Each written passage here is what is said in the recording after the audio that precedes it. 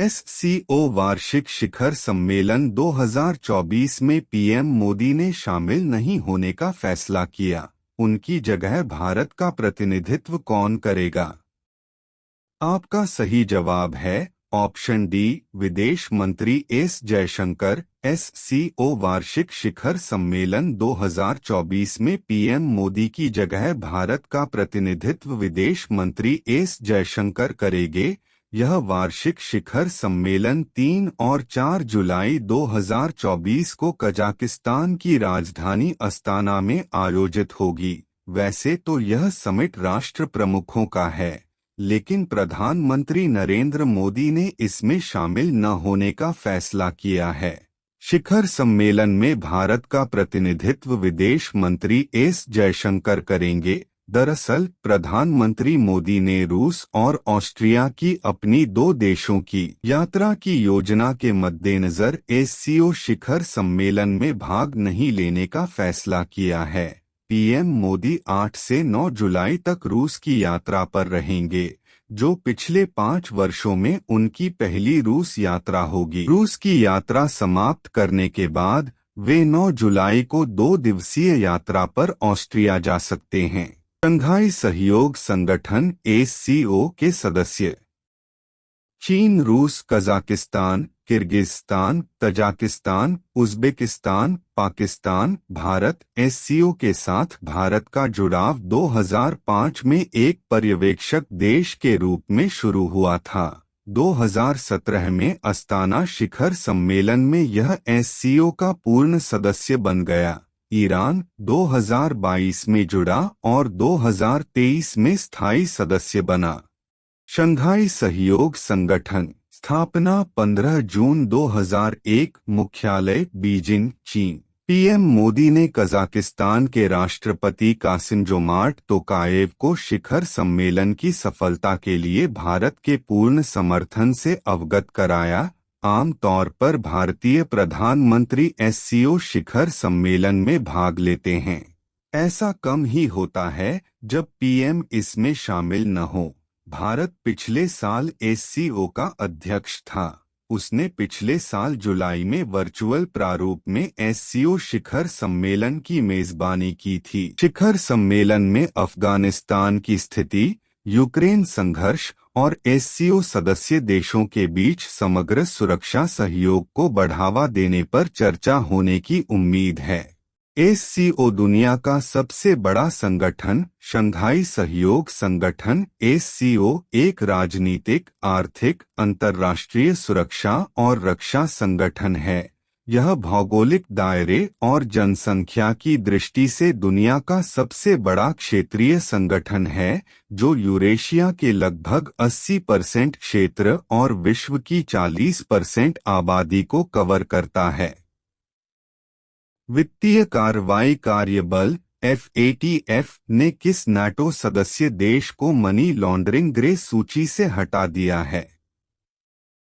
आपका सही जवाब है ऑप्शन ए, तुर्की।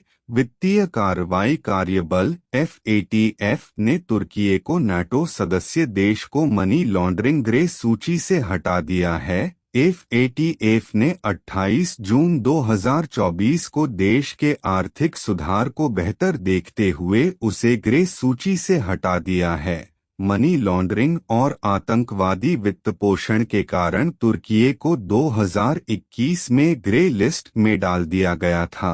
तुर्की के उपराष्ट्रपति सेवडेट यिल्माज ने सोशल मीडिया प्लेटफॉर्म X पर कहा, इस विकास के साथ हमारे देश की वित्तीय प्रणाली में अंतर्राष्ट्रीय निवेशकों का विश्वास और भी मजबूत हो गया है।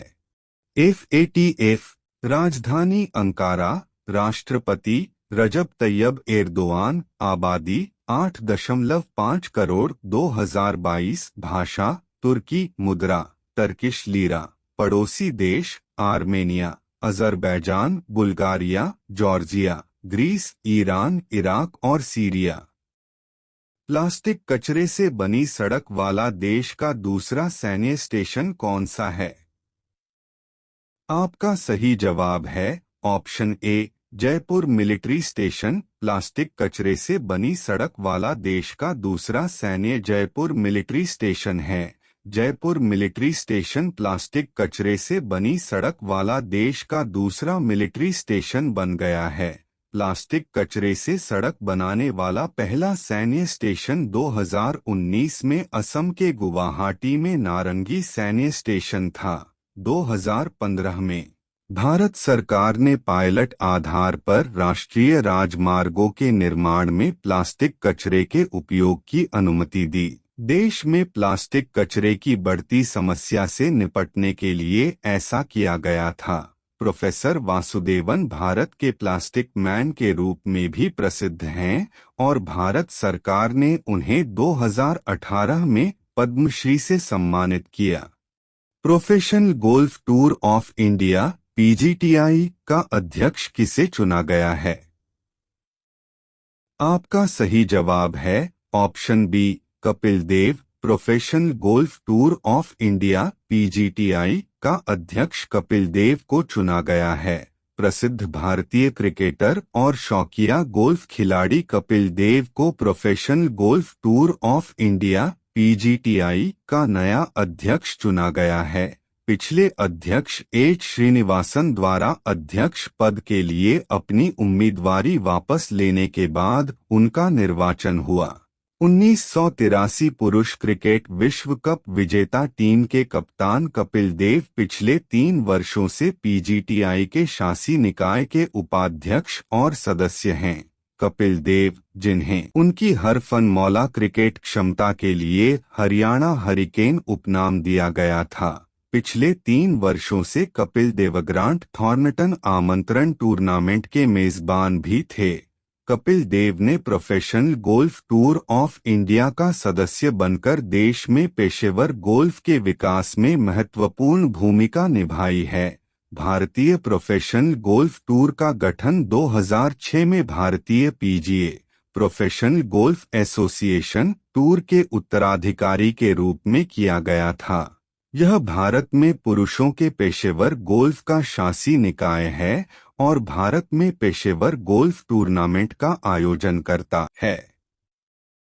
उत्तर अटलांटिक संधि संगठन नाटो के नए महासचिव के रूप में किसे नियुक्त किया गया है? आपका सही जवाब है option A, mark रूटे। Uttar Atlantic संधि संगठन नाटो के नए महासचिव के रूप में मार्क रूटे को नियुक्त किया गया है। संयुक्त राज्य अमेरिका के नेतृत्व वाले पश्चिमी सैन्य गठबंधन उत्तर अटलांटिक संधि संगठन नाटो ने नीदरलैंड के प्रधानमंत्री मार्क रूटे को अगला महासचिव नियुक्त किया है। नाटो के 32 सदस्यों ने जून में बेल्जियम के ब्रुसेल्स स्थित अपने मुख्यालय में एक बैठक में मार्क रूटे की उम्मीदवारी को मंजूरी दी थी। मार्क रूटे वर्तमान महासचिव नॉर्वे के जेन्स स्टोल्टेनबर्ग का स्थान लेंगे। नॉर्वे के पूर्व प्रधानमंत्री जेन्स स्टोल्टेनबर्ग को 1 अक्टूबर 2014 को नाटो महासचिव नियुक्त किया गया। मार्क रूटे 1 अक्टूबर 2024 को जेन्स स्टोल्टेनबर्ग की सेवानिवृत्ति के बाद अपना पदभार ग्रहण करेंगे, जो पिछले 10 वर्षों से नाटो के महासचिव रहे हैं। 2024 MSME दिवस का विषय क्या है? आपका सही जवाब है ऑप्शन ए, MSME और सतत विकास लक्ष्य। 2024 MSME दिवस का विषय MSME और सतत विकास लक्ष्य है। वर्ष 2017 से हर साल 27 जून को सूक्ष्म, लघु और मध्यम उद्यम MSME दिवस के रूप में मनाया जाता है। यह दिन देश के आर्थिक विकास और रोजगार सृजन में MSME क्षेत्र के योगदान पर प्रकाश डालता है। संयुक्त राष्ट्र के अनुसार MSME विश्व भर में 90% व्यवसायों, 60 से 70% रोजगार तथा सकल घरेलू उत्पाद में 50% का योगदान करते हैं। 6 अप्रैल 2017 को संयुक्त राष्ट्र महासभा ने 27 जून को सूक्ष्म, लघु और मध्यम उद्यम MSME दिवस के रूप में मनाने का प्रस्ताव पारित किया। पहला एमएसएमई दिवस 27 जून 2017 को मनाया गया था। हुनर भारतीय लोक एवं जनजातीय कला प्रदर्शनी कहाँ आयोजित की जा रही है? आपका सही जवाब है ऑप्शन बी, दुबई। हुनर भारतीय लोक एवं जनजातीय कला प्रदर्शनी दुबई में आयोजित की जा रही है। शहर के सबसे पुराने कला संस्थानों में से एक दुबई आर्ट सेंटर वर्तमान में हुनर प्रदर्शनी का आयोजन कर रहा है। यह भारतीय लोक और जनजातीय कला का एक मनोरम प्रदर्शन है। यह प्रदर्शनी भारत के लोक और जनजातीय कला रूपों की समृद्ध सांस्कृतिक विरासत पर प्रकाश डालती है। हुनर प्रदर्शनी दुबई में कला प्रेमियों को भारतीय लोक और जनजातीय कला की विविध दुनिया में डूबने तथा भारत की सांस्कृतिक समृद्धि और कलात्मक विरासत का प्रत्यक्ष अनुभव करने का एक अनूठा अवसर प्रदान करती है। रेलवे सुरक्षा बल के महानिदेशक मनोज यादव द्वारा लॉन्च किए गए मोबाइल एप्लीकेशन का नाम क्या है? आपका सही जवाब है ऑप्शन बी, संज्ञान ऐप। रेलवे सुरक्षा बल के महानिदेशक मनोज यादव द्वारा लॉन्च किए गए मोबाइल एप्लीकेशन का संज्ञान ऐप नाम है। भारतीय रेलवे ने एक मोबाइल एप्लीकेशन संज्ञान ऐप लॉन्च किया है जो 1 जुलाई से लागू होने वाले 3 नए आपराधिक कानूनों के बारे में गहन जानकारी प्रदान करेगा। रेलवे सुरक्षा बल आरपीएफ प्रमुख मनोज यादव ने आरपीएफ की तकनीकी टीम द्वारा डिजाइन और विकसित मोबाइल एप्लीकेशन लॉन्च किया। संज्ञान ऐप कानूनी संसाधनों की सुलभता की दिशा में एक महत्वपूर्ण कदम है और परिचालन उत्कृष्टता के लिए प्रौद्योगिकी का लाभ उठाने की आरपीएफ की प्रतिबद्धता का प्रमाण है। अफगानिस्तान को हराकर टी20 विश्व कप 2024 के फाइनल में पहुंचने वाली पहली टीम कौन सी है? आपका सही जवाब है ऑप्शन सी, दक्षिण अफ्रीका। अफगानिस्तान को हराकर टी20 विश्व कप 2024 के फाइनल में पहुंचने वाली पहली टीम दक्षिण अफ्रीका है। दक्षिण अफ्रीका ने पहले सेमीफाइनल में अफगानिस्तान को हराकर 2-0 विश्व कप 2024 के फाइनल में अपनी जगह सुरक्षित कर ली। उन्होंने त्रिनिदाद के तारोबा स्थित ब्रायन लारा स्टेडियम में 9 विकेट से जीत हासिल की। फाइनल 29 जून को होगा, जहां दक्षिण अफ्रीका का मुकाबला दूसरे सेमीफाइनल के विजेता भारत से होगा। यह दक्षिण अफ्रीका की 1992 के बाद से 8 लघु प्रारूप विश्व कप सेमीफाइनल में पहली जीत थी। नाटककार हेरोल्ड पिंटर की स्मृति में स्थापित पेन पिंटर पुरस्कार 2024 से किसे सम्मानित किया गया है? आपका सही जवाब है ऑप्शन ए, अरुंधति रॉय। नाटककार हेरोल्ड पिंटर की स्मृति में स्थापित पेन पिंटर पुरस्कार 2024 से अरुंधति रॉय को सम्मानित किया गया है। बुकर पुरस्कार विजेता लेखिका अरुंधति रॉय को 2024 के लिए प्रतिष्ठित पेन पिंटर पुरस्कार से सम्मानित किया गया है। पेन पिंटर पुरस्कार की स्थापना 2009 में चैरिटी इंग्लिश पेन द्वारा की गई थी। अरुंधति रॉय ने अपने पहले उपन्यास the God of small things के लिए बुकर पुरस्कार जीता है।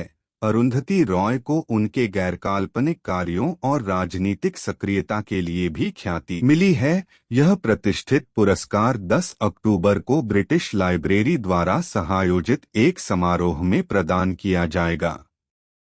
टी20 विश्व कप 2024 में भारत और दक्षिण अफ्रीका के बीच कहाँ फाइनल मुकाबला होगा?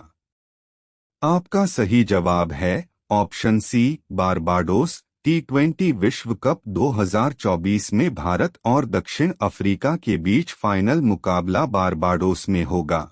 भारत और दक्षिण अफ्रीका के बीच टी20 विश्व कप 2024 का फाइनल मैच 29 जून यानी शनिवार को बारबाडोस में खेला जाएगा। किस केंद्र शासित प्रदेश में 30 जून से 7 जुलाई तक डॉक्टर्स वीक मनाया जाएगा? आपका सही जवाब है ऑप्शन बी, दिल्ली। दिल्ली केंद्र शासित प्रदेश में 30 जून से 7 जुलाई तक डॉक्टर्स वीक मनाया जाएगा। दिल्ली मेडिकल एसोसिएशन डीएमए विभिन्न सहयोगी संगठनों के साथ मिलकर 30 जून से 7 जुलाई तक डॉक्टर्स वीक मनाएगा। बता दें कि डॉक्टर वीक का समापन 7 जुलाई को इंडिया इंटरनेशनल सेंटर में आरोग्यम 2024 एक पूरे दिन के वैज्ञानिक कार्यक्रम और प्रतिष्ठित डॉक्टरों के सम्मान के साथ होगा। हाल ही में धर्मपुरी श्रीनिवास का निधन हो गया है, वे कौन थे?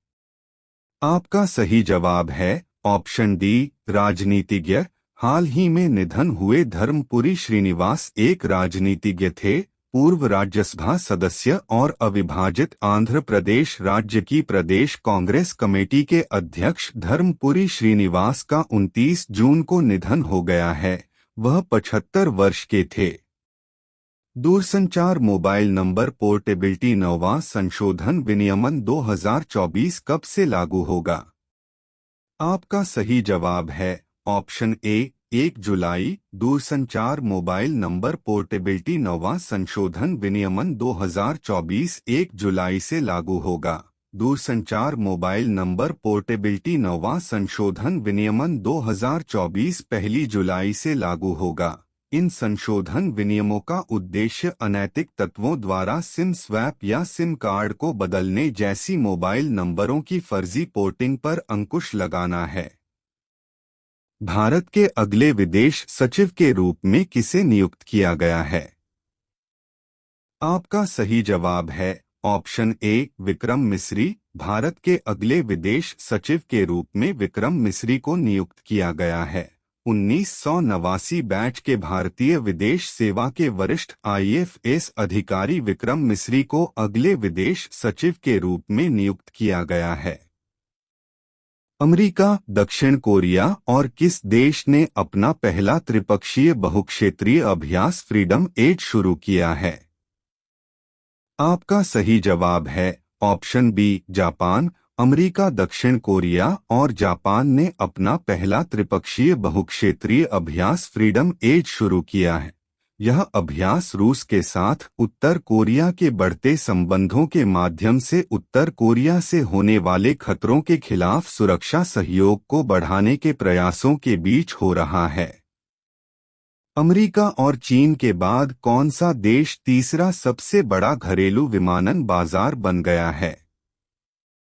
आपका सही जवाब है ऑप्शन बी, भारत। अमेरिका और चीन के बाद भारत देश तीसरा सबसे बड़ा घरेलू विमानन बाजार बन गया है। भारत अमेरिका और चीन के बाद तीसरा सबसे बड़ा घरेलू विमानन बाजार बन गया है। हर वर्ष 29 जून को भारत में राष्ट्रीय सांख्यिकी दिवस नेशनल स्टैटिस्टिक्स डे मनाया जाता है। भारत ने संयुक्त राष्ट्र में हिंदी को बढ़ावा देने के लिए $11,60,000 का योगदान दिया है। दूरसंचार मोबाइल नंबर पोर्टेबिलिटी 9वां संशोधन विनियमन 2024 1 जुलाई से लागू होगा। बिहार के मुख्यमंत्री नीतीश कुमार ने वर्ष 2025 तक बगहा शहर को राजस्व जिला बनाने की घोषणा की है। मशहूर गायिका आशा भोसले की बायोग्राफी स्वरस्वामिनी आशा लॉन्च की गई है। मानव गतिविधियों के कारण बोर्नियन हाथी लुप्तप्राय हो गए हैं। RBI ने सार्क देशों के साथ मुद्रा स्वैप व्यवस्था के लिए संशोधित फ्रेमवर्क जारी की। IMF द्वारा 174 देशों की आर्टिफिशियल इंटेलिजेंस रेडिनेस की मैपिंग की गई। सरकार द्वारा कर्मचारी पेंशन योजना में संशोधन किया गया। भारत को FATF पारस्परिक मूल्यांकन 2023-24 में उत्कृष्ट परिणाम मिला। Ursula von der Leyen, Antonio Costa और काजा कैलास को यूरोपीय संघ का नेतृत्व करने के लिए नामित किया गया। यूपी सरकार लखीमपुर खीरी जिले में बायोप्लास्टिक पार्क स्थापित करेगी। दक्षिण कोरिया, अमेरिका और जापान ने अपना पहला त्रिपक्षीय बहुक्षेत्रीय अभ्यास किया। हेलो दोस्तों, ऐसे ही डेली करंट अफेयर की जीके वीडियोस देखने के लिए आप हमारे चैनल को सब्सक्राइब करें और अपने दोस्तों को शेयर करना ना भूलें।